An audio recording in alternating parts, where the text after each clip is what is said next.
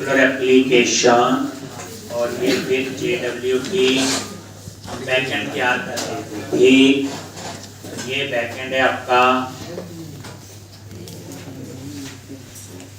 तो इसमें हमने क्या किया था,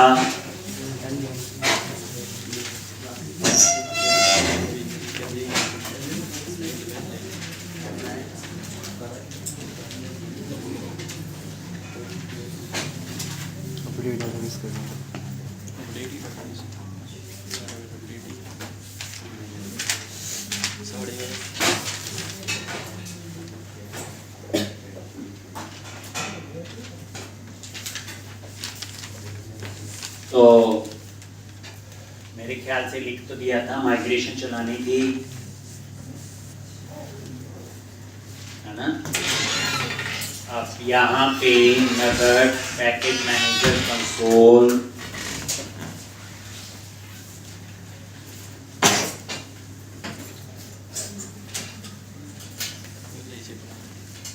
क्या लिखना है यहाँ पे, ऐड हाइफन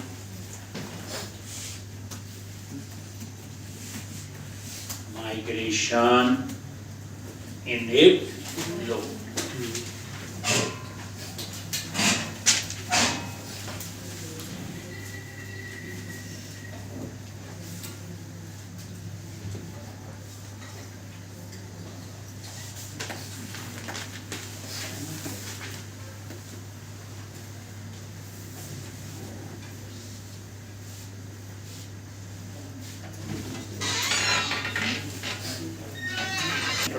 और ये वही 7 टेबल है, ASP.NET user, ASP.NET user enrol, ASP.NET सारे टेबल आपके वही। एक ASP.NET रोल्स क्लेम, ये देखो ASP.NET यूजर क्लेम्स, ASP.NEट यूजर लॉगिन, थर्ड पार्टी के लिए जैसे होता था ओपन ऑथेंटिकेशन, ASP.NEट यूजर रोल, किस यूजर को कौन सा, ठीक है जी। तो ये 7 टेबल, टूल्स, पैकेज मैनेजर, और यहाँ पे update hyphen database, update hyphen database, ये हो गया जी।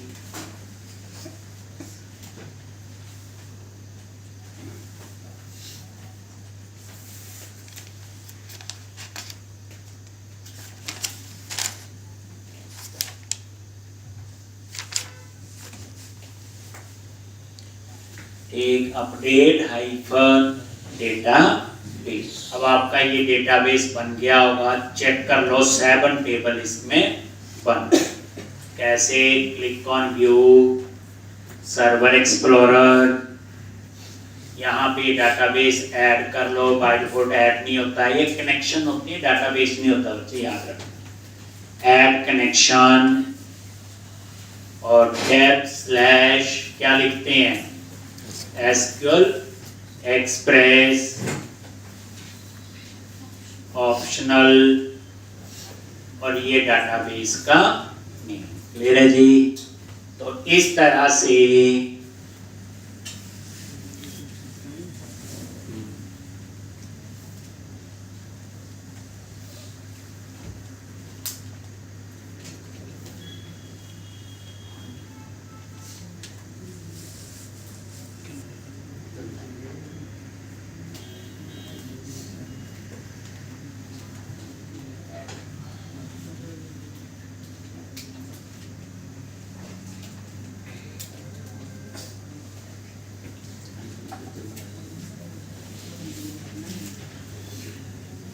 अब उसके बाद हम इन टेबल में डेटा ऐड करते हैं, क्योंकि इन टेबल में हम डेटा ऐड करने के लिए API में GUI तो नहीं होता है, ये API बन रही ना।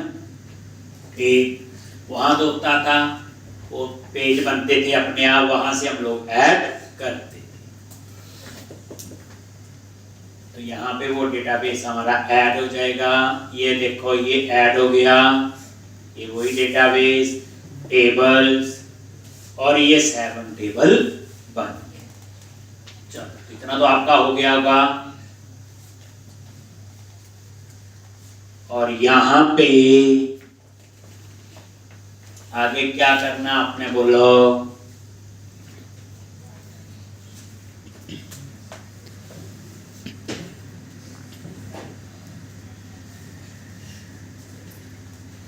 तो ये आपका, अब क्या करो, program.cs में जाओ। हम चाहते हैं 2 यूजर बन जाए, 2 रोल बन जाए। जीयूआई हमारे पास है नहीं, हम कोडिंग से डाटाबेस में डाटा डाल देंगे, बाद में उसको कमेंट बना देंगे। तो program.cs में आ गए और यहाँ पे अब हमने डेटा डाल,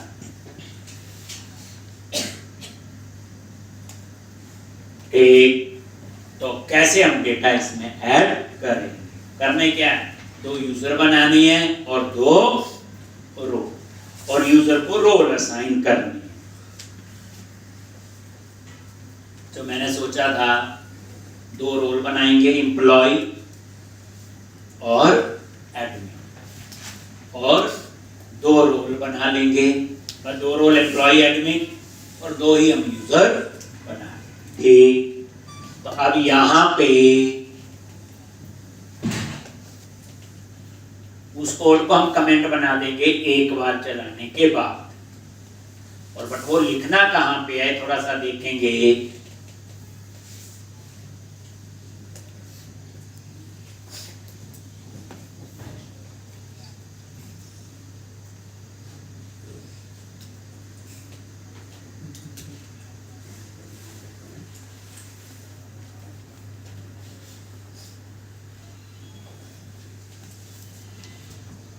लो, तो यहाँ पे आ जाओ और ऑथराइजेशन के बाद, कहाँ पे, ऑथराइजेशन के बाद यहाँ पे मिडलवेयर है बच्चे, यहाँ पे हम यूजर और रोल ऐड करें, ठीक। और उसके बाद तो आई सर्विस स्कोप फैक्ट्री टाइप का ये वेरिएबल ले लिया। ये मिडलवेयर में कहाँ लिखा है, यूज ऑथराइजेशन के बाद ये सर्विस स्कोप फैक्ट्री टाइप का वेरिएबल ले लिया, और यहाँ पे ये आपने यूजिंग पता ही है डिस्पोजेबल ऑब्जेक्ट बनाने के लिए, तो आई सर्विस स्कोप टाइप का एक वेरिएबल ले लिया और ये क्रिएट स्कोप से ये स्कोप बना। ये तो कॉन्फ़िगरेशन है, इसमें कोई इतनी टेंशन वाली बात नहीं, बस मेजर डेटा कैसे ऐड करना वैसे पता है, नीचे करूंगा तो आपको याद आ जाएगा। अब ये चीजें जो है, तो यहाँ पे एक आप ले लो रोल मैनेजर और एक आपका होगा यूजर मैनेजर, एक यूजर के लिए हो जाएगा और एक रोल के लिए, ये लो जी। तो ये मैंने क्या किया, रोल मैनेजर में वही रोल मैनेजर क्लास और एप्लीकेशन रोल जो मैंने बनाया था, यूजर मैनेजर में यूजर मैनेजर और यहाँ पे एप्लीकेशन यूजर।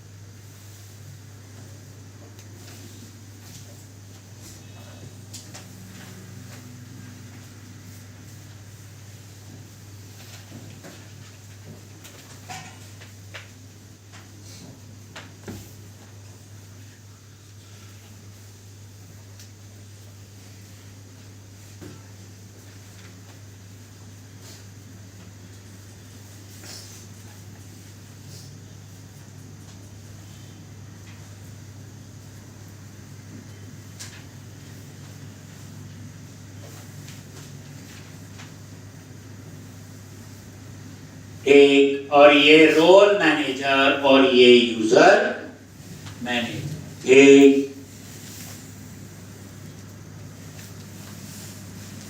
एक रोल मैनेजर के लिए हो गया। अब हमने यहाँ पे क्या करना है, क्रिएट रोल। अब हम रोल्स बनाएं, तो पहले चेक करेंगे रोल बना है कि नहीं। तो if role manager dot role exist async, और रोल है एडमिन, और सिंक लगा है, तो आगे क्या आएगा, अवेट, और आगे लगा दिया नॉट, अगर ये रोल नहीं बना है। ये चीज तो समझ आ गई। अगर ये रोल नहीं बना है तो हम रोल बनाएं। ठीक, तो यहां पे रोल बनाने के लिए क्लास है आपकी एप्लीकेशन रोल, तो वेर ये वेरिएबल ले लिया। ठीक, और यहां पे न्यू एप्लीकेशन रोल। ठीक, और यहां पे रोल डॉट नेम, और रोल का नेम दे दिया admin.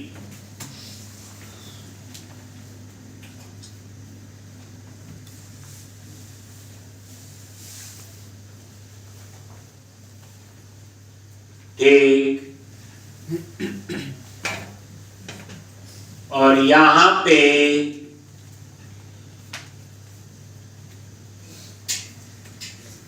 Role manager dot create async, और ये आपका रोल बन। बस ऐसे ही एक रोल और बनाना अपने एम्प्लॉय, तो रोल का नेम क्या दे दिया, एम्प्लॉय। एम्प्लॉय रख सकते हो या फिर एडमिन, वो आपकी मर्जी। एक एडमिन हो गया और एक एम्प्लॉय, तो ये दो रोल आपके बन जाए, एक एडमिन नाम से और एक एम्प्लॉय। अब हम क्या करेंगे, क्रिएट यूजर्स। अब हम बनाएंगे यूजर। तो जैसे आपके रोल, ये कोड बार बार नहीं, बस एक बार चलाएंगे, दो रोल बन जाएंगे, ऐसे दो यूजर, और उन यूजर को ये रोल असाइन कर देंगे। अब ये बच्चे आइडेंटिटी फ्रेमवर्क है, प्रोजेक्ट में क्या था, वो जीयूआई खुद ही बना देता था, याद करो। तो ऐसा कोड हमने लिखा भी हुआ, याद होगा, program.cs में रोल नहीं है, तो रोल 3-4 रोल थे ना बनाने के लिए, नहीं वहां लिखा था रजिस्टर वाले पेज पे, याद करो, जब यूजर रजिस्टर कर रहा था और उसे रोल असाइन करना था। ठीक,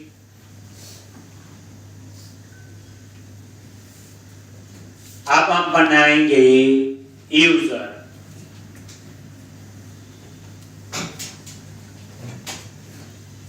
if await user manager dot find by name async, ये अगर ये नल है तो इस नाम का यूजर नहीं बना। नल तभी होगा कि अमित नाम का user find by name async, वहां ऑप्शन थी फाइंड बाय ईमेल भी था, अगर यूजर नेम आपका ईमेल। फिर हम क्या बनाएंगे, यूजर। तो var user is equal to new application user, और यूजर डॉट यूजर नेम, वो मैंने दे दिया अमित। ठीक, यूजर डॉट ईमेल, और यहां पे लिख दिया अमित @gmail.com, और उसके बाद ये यूजर हम लोग बनाएं। तो वेर एक वेरिएबल ले लिया check user, wait user manager dot create async user, और यहां पे इसका क्या दे दिया, बोलो पासवर्ड। याद है, पासवर्ड हम यहां देते हैं, ये आपके उसमें रजिस्टर वाले पेज को याद करना। अब ये चेक यूजर में आ जाएगा, यूजर बना है कि नहीं। तो यूजर और उसका पासवर्ड वही admin123 है। और उसके बाद अगर ये सक्सीडेड है तो फिर हम इसको रोल असाइन कर देंगे, डॉट सक्सीडेड। अगर ये सक्सीडेड है तो इसका तो यूजर बन चुका है। अब इस यूजर को हम रोल असाइन करेंगे, user manager dot add to role async. और इसको कौन सा रोल असाइन करना है, ठीक, यूजर को मैंने इसको असाइन कर दिया एडमिन, जो ऊपर बनाया हो ये। बस ये दो काम कर रहा है, यूजर भी बन गया और यूजर को रोल भी असाइन हो।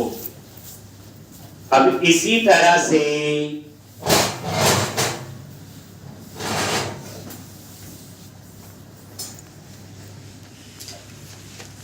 दूसरा यूजर बना लो, ये नेम विकास, ये भी विकास, और ये विकास नाम से नया यूजर बन जाएगा। उसको रोल दे देंगे हम लोग एम्प्लॉय। तो यहाँ पे ऐड टू रोल असिंक जहां लिखा है वहां मैंने लिख दिया एम्प्लॉय। तो ये क्या करेगा, एम्प्लॉय नाम से यूजर बन।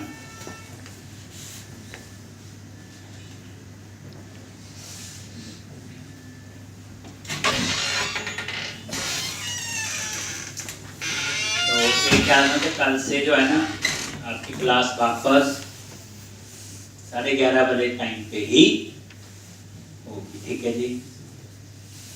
यानी कल से 11:30 11:45 तक शुरू करें।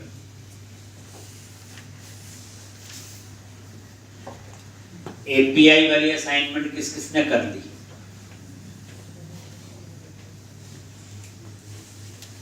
नहीं हुई अभी तक? चलो उससे पहले नेशनल पार्क वाली नहीं।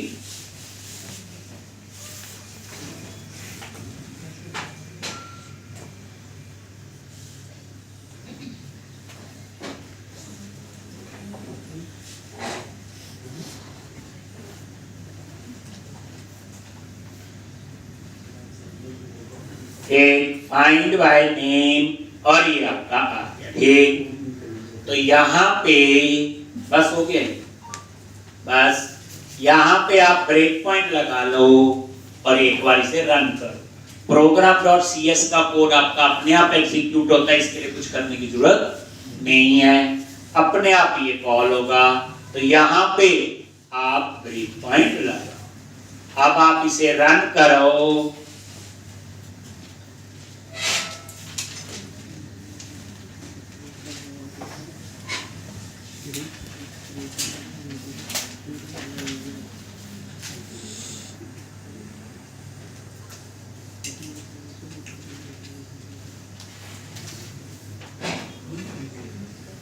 F10 और ये role manager, user manager check किया तो अभी ये रोल तो बना ही नहीं है,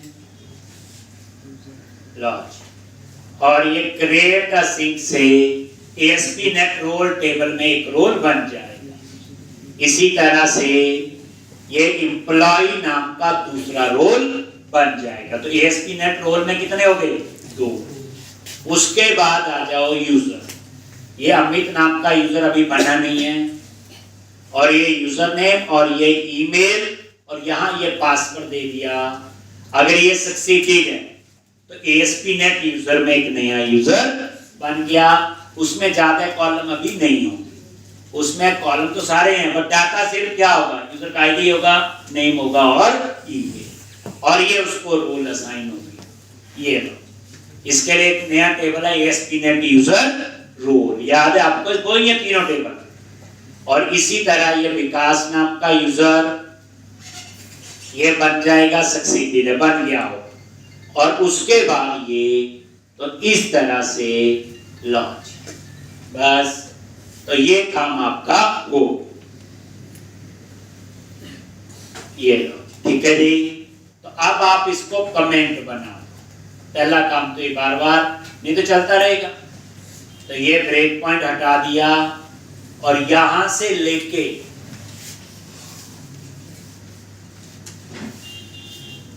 यहां तक अब ये कोड दोबारा से नहीं चल, वो क्या, दो यूजर बन के दो रोल और बनाने और लिख देना। GUI तो इसमें होता नहीं है, API में पता ही है,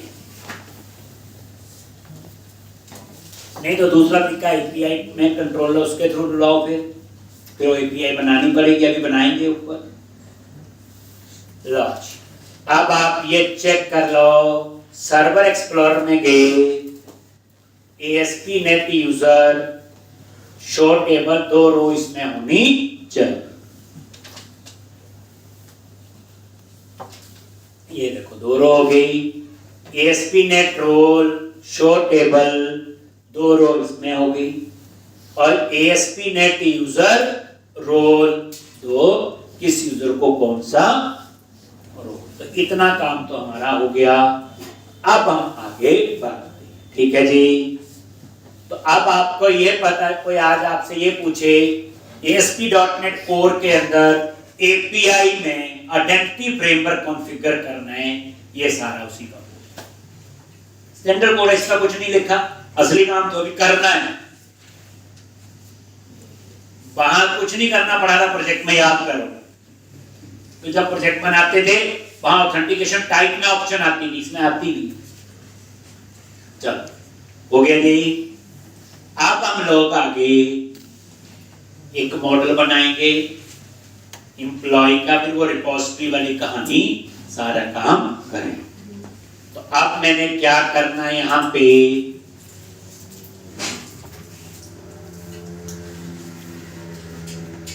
एक मॉडल बनाना है एम्प्लॉय नाम से,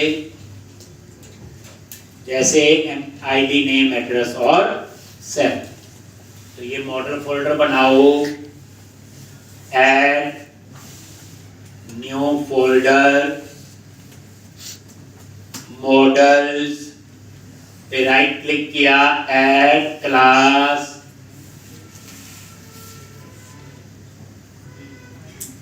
और इसका नेम दे दिया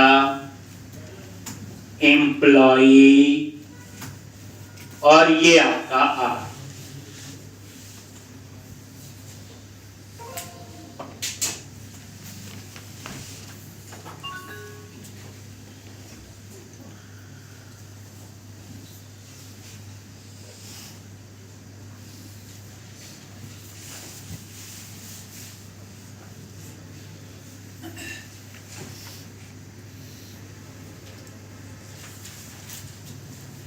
तो इस तरह से आपको पता ही एप्लीकेशन डीबी कॉन्टेक्स्ट में ऐड करेंगे, add migration update database, 7 table बने थे, एक और टेबल वहां पे बन जाए। फिर इसमें रिपोजिटरी को इंटरफेस और क्लास बनाएंगे।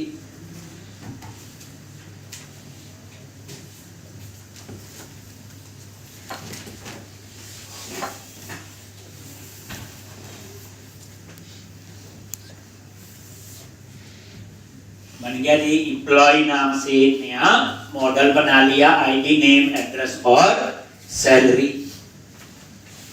अब क्या करो बोलो, आइडेंटिटी में गए, एप्लीकेशन डीबी कॉन्टेक्स्ट, और यहां पे क्या लिखना है, ये लो जी, बस यहां पे आ जाएगा एम्प्लॉइज, और ये आपका एम्प्लॉइज नाम से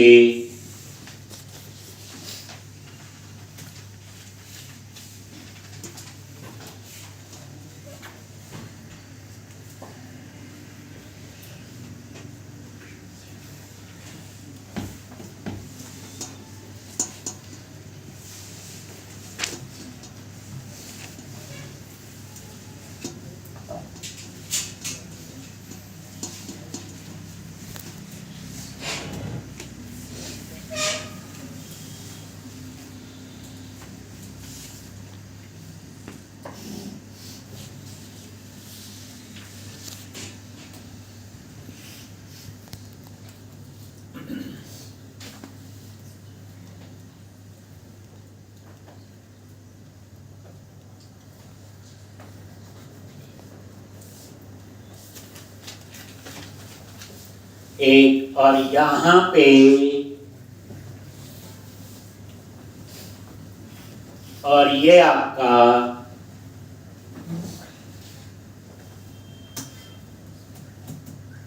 एड हाइपन माइग्रेशन,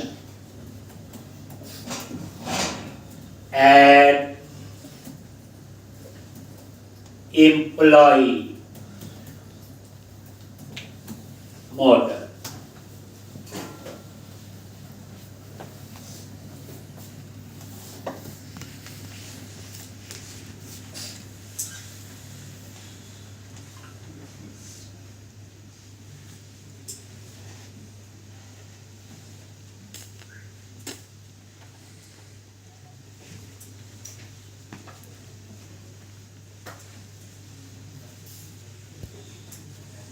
एक, और यहां पे अपडेट डाटाबेस, क्या लिखोगे? Update hyper data. एक काम और हो गया। ऐसे दो मॉडल, विकास मॉडल, जितने मर्जी मॉडल हो सकते।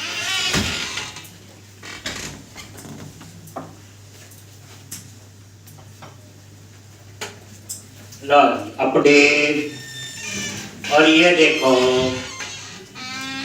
सर्वर एक्सप्लोरर पे गए और रिफ्रेश किया, ठीक।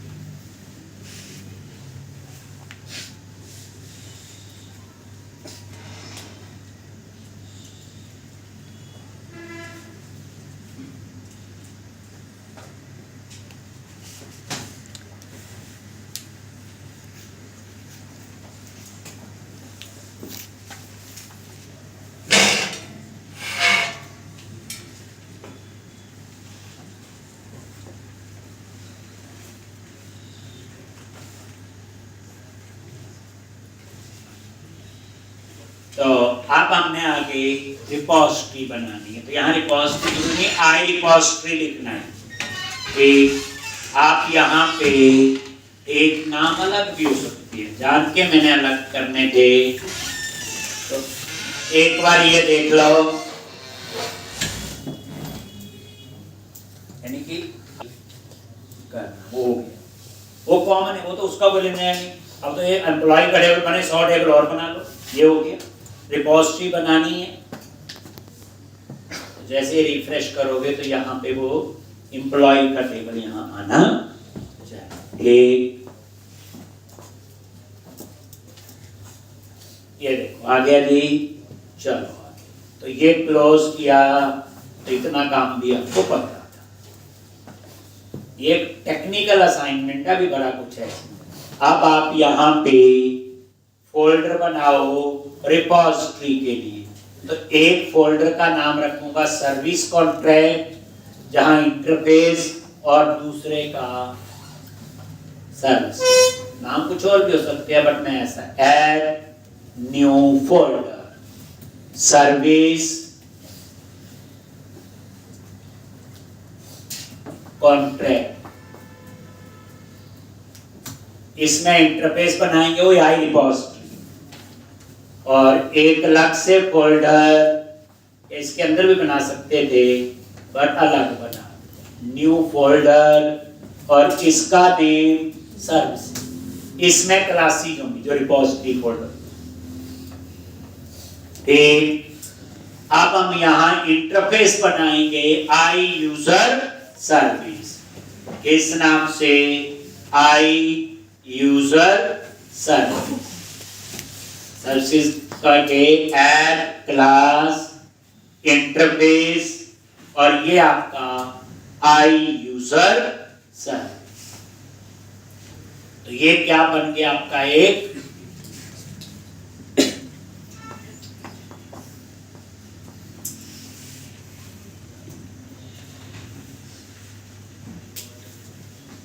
लॉजी।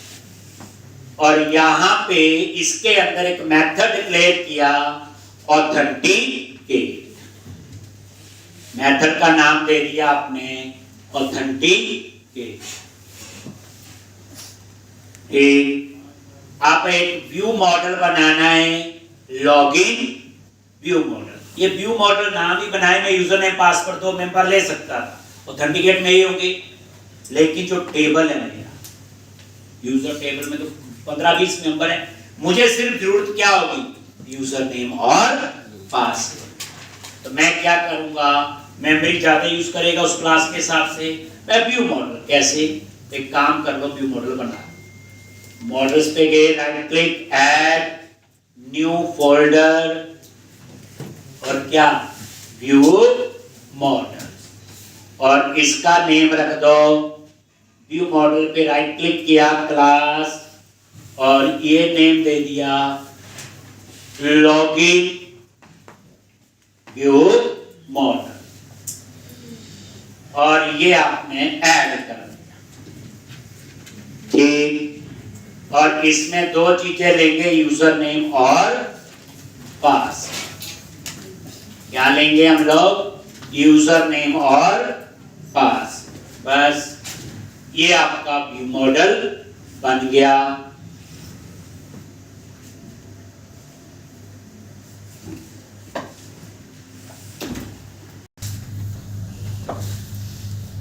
व्यू मॉडल, अब आप सर्विस पे आ गए और ये आ गया। अब इसका फायदा आपको मेरे ख्याल से समझ आया।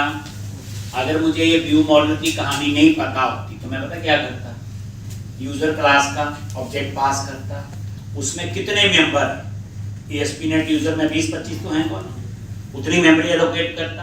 अब कितनी करेगा, सिर्फ यूजर नेम और पासवर्ड। तो व्यू मॉडल का मकसद ये नहीं है कि 2 टेबल से डाटा आएगा या 3 टेबल से, नहीं। व्यू मॉडल का मकसद है आपका एक कि सिंगल टेबल पे भी हम व्यू मॉडल बना सकते हैं, यही इसका मीनिंग हुआ। नहीं तो हम लोग पूरी क्लास लेते यूजर वाली, उसमें 20-25 कॉलम होते, बट अब 2 कॉलम की जरूरत है, 2। अब हम बनाएंगे क्लास, क्लास का नाम क्या रखेंगे बच्चे, यूजर। उसके लिए हमने क्या फोल्डर बनाया है, सर्विसेज, ऐड क्लास,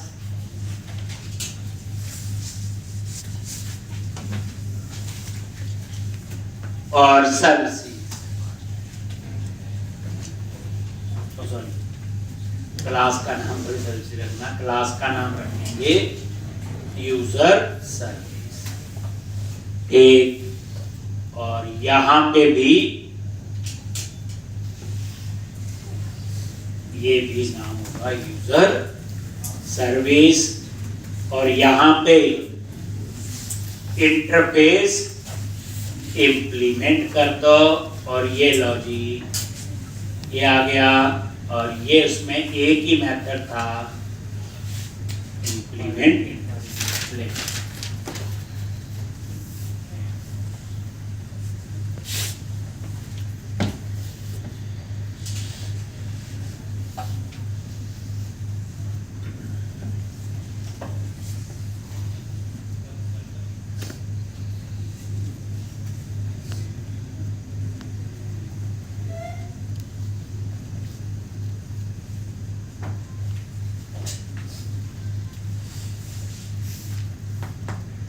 एक तो इस तरह से, तो ये यूजर सर्विस क्या है, क्लास है आई यूजर सर्विस सेंटर, वहां लिखते थे आई रिपोजिटरी, बात वही है, कोई इसमें इतना मुश्किल नहीं। यूजर मॉडल नहीं बनाना क्योंकि ऑलरेडी हम आइडेंटिटी फ्रेमवर्क से डेटा आएगा। अब यहां पे आपने कैसे लिखना है ऑथेंटिकेट का कोड, एक तो यहां पे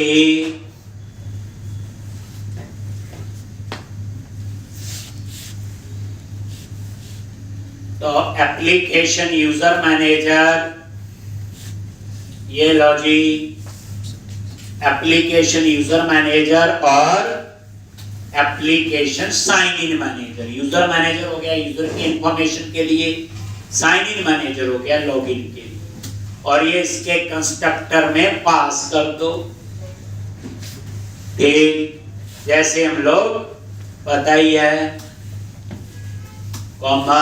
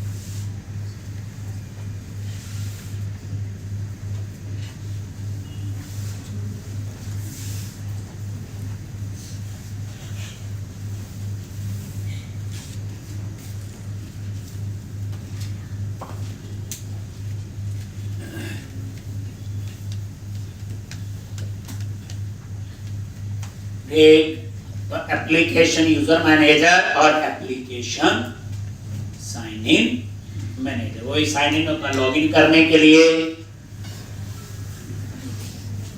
और यूजर मैनेजर होता है यूजर की इंफॉर्मेशन।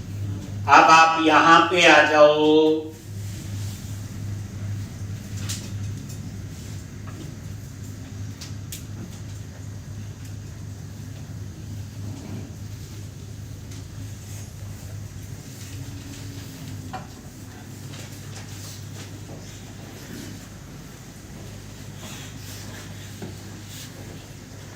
अब आप यहां पे चेक करेंगे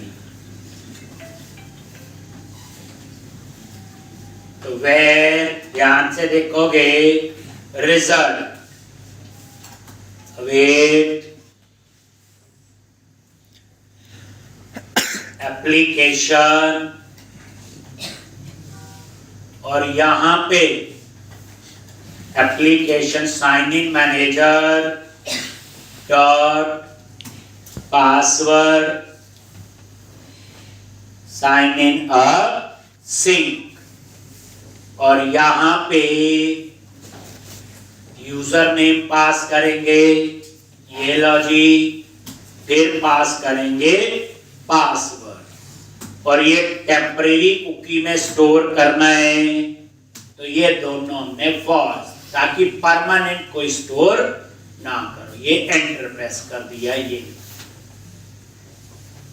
यानी कि साइन इन मैनेजर से यूजर पासवर्ड चेक करना है तो ऐसे ही करते हैं, password sign in async. एक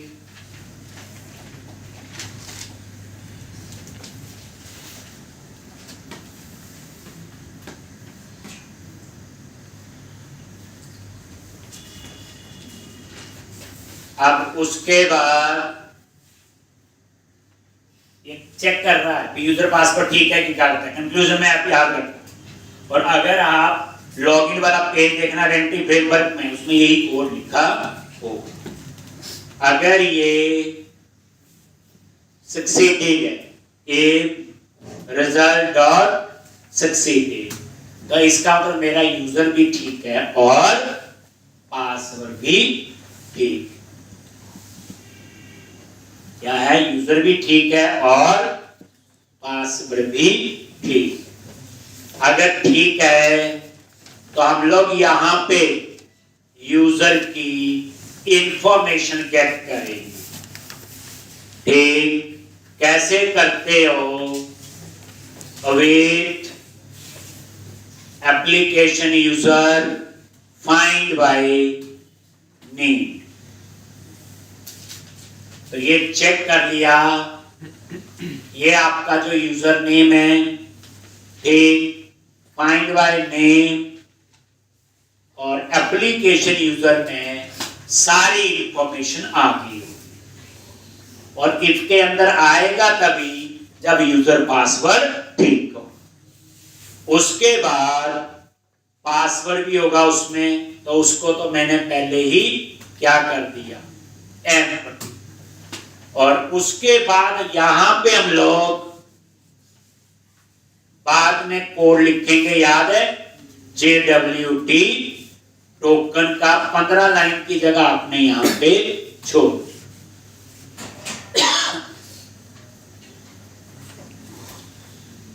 यहां आएगा टोकन का भी बाद में आती है ना, पहले हम सीधा चेक कर लेते यूजर पासवर्ड ठीक है तो ये रिटर्न करेगा यूजर की इंफॉर्मेशन इसके अंदर, लेकिन इसमें पासवर्ड नहीं होना चाहिए तो मैंने पासवर्ड को अनपट्टी कर ठीक। और उसके बाद यहां पे ये रिटर्न कर दिया एप्लीकेशन यूजर, और अगर सक्सीडेड फॉल्स है तो इसका मतलब यूजर पासवर्ड तो कुछ भी रिटर्न नहीं करेगा और इसको नल कर। JWT का कोड इसके बाद में आएगा, पहले सिंपल चेक करेंगे यूजर पासवर्ड ठीक है और उस यूजर की इंफॉर्मेशन ठीक। तो बच्चे अब आपकी ये रिपोजिटरी बनी, अब हम क्या बनाएंगे, इसका API कंट्रोलर, उसका अकाउंट कंट्रोलर नाम रख लो, वहां चेक करेंगे ब्रेक पॉइंट लगा के, फिर उसके बाद आएगी टोकन वाली बात।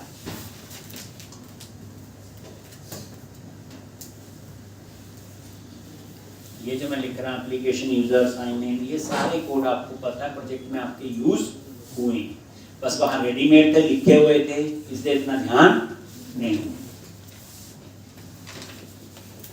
चलें आगे। तो इस तरह से ये आपका हो गया। अब क्या करना है, इतना हो गया।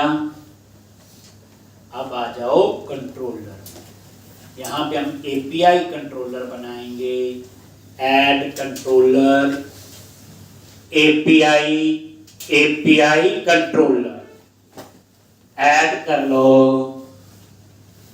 और इसका नाम क्या रखोगे, बोलो, अकाउंट कंट्रोलर आ गया। और API स्लैश यूजर ही रख देते हैं, बताइए कि अकाउंट कंट्रोलर, लेकिन URL क्या होगा, API स्लैश यूज। तो ये आपका API कंट्रोलर है। अब यहां पे हमने एक्सेस करना है, तो वो तभी एक्सेस होंगी रिपोजिटरी अगर program.cs में ऐड होगी। तो program.cs पे गया,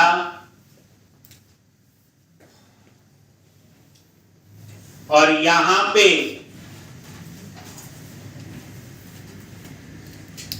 ये लो जी, ये अनकमेंट कर दिया कोड था, ये दोनों यहां पे वही आई रिपोजिटरी और रिपोजिटरी, ये इसका और ये इसका नेम स्पेस हो।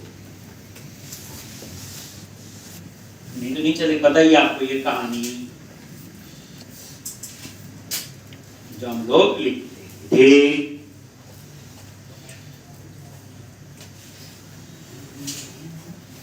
ये अनकमेंट किया बच्चे, ये लिखा हो आपको जब समीक्षक से लिया होगी तो ये लाइन भी आपको मिल जाएगी। सिर्फ इसको अनकमेंट करके नेम स्पेस इंपोर्ट। तो अब वापस अकाउंट कंट्रोलर पे आ गए, और यहां पे आई यूजर सर्विस क्या करोगे, आई यूजर सर्विस कैसे, वही read only I user service type का ये, और ये कंस्ट्रक्टर में गए और आई यूजर सर्विस, और ये आपका इस तरह से काम करे।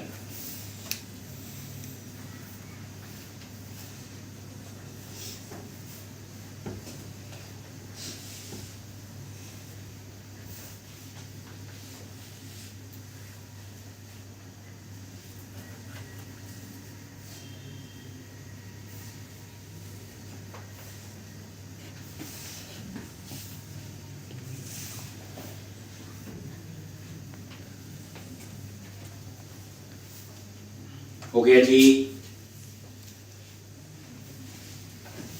अब हमने एपीआई का मेथड बनाना है पोस्ट नाम से, एक ऑथेंटिकेट कैसे, HTTP पोस्ट और public sync task I action authenticate, और जब सबमिट होके डेटा आएगा तो क्या लिखते हैं, फ्रॉम बॉडी, और डेटा में क्या होगा, वही लॉगिन व्यू मॉडल। यूआरएल आप चाहते हो तो यूआरएल में ऐसे लिख सकते हो ऑथेंटिकेट। अब इसका यूआरएल पता क्या बनेगा, API/user/authenticate। अगर ये नहीं लिखोगे तो API/user, भाई तरह फर्क है, अगर नहीं लिखोगे तो भी चल जाएगा। तो मल्टीपल हो होस्ट नेम तो उसमें ध्यान रखना पड़ता है। तो ये ऑथेंटिकेट बस, और यहां पे सिंपल चेक करेंगे var user await user service dot authenticate, और उसमें क्या पास किया, लॉगिन व्यू मॉडल। इफ अगर यूजर नल है देन रिटर्न दैट रिक्वेस्ट, और यहां पे रॉन्ग यूजर पासवर्ड, अदरवाइज जो यूजर की इंफॉर्मेशन। तो ये बच्चे आपकी एपीआई तैयार हो गई। अब हम इसे टेस्ट करेंगे, फिर अब बाद में इस पे टोकन का भी देखेंगे। एक हमें बनाना है एम्प्लॉय का कंट्रोलर, वो आप बना लेना, बनानी पड़ेगी ना एपीआई में, वही जो पिछले प्रोजेक्ट में बनाए थे, get all employees, create employee, update employee, lead employee. तो वैसी सी कहानी, यानी इसमें आपको बताया जा रहा है कि एपीआई के अंदर आइडेंटिटी फ्रेमवर्क, बाकी आपका प्रोजेक्ट कुछ भी हो सकता है। ठीक, बाकी जो प्रोजेक्ट है वो आपका कुछ भी हो सकता है। ठीक, इतना करके आओगे, कल भी इसमें ही आगे करेंगे, फिर जाएंगे फ्रंट एंड पे। एक JWT का कोड आएगा इसमें। अभी एक हम एम्प्लॉय का बनाएंगे, एपीआई वो बना लेना, एम्प्लॉय का कंट्रोलर बना लेना, उसमें वही save update lead find can save update lead और दिस। तो कल हम लोग इसमें आगे करेंगे, और कल 11:30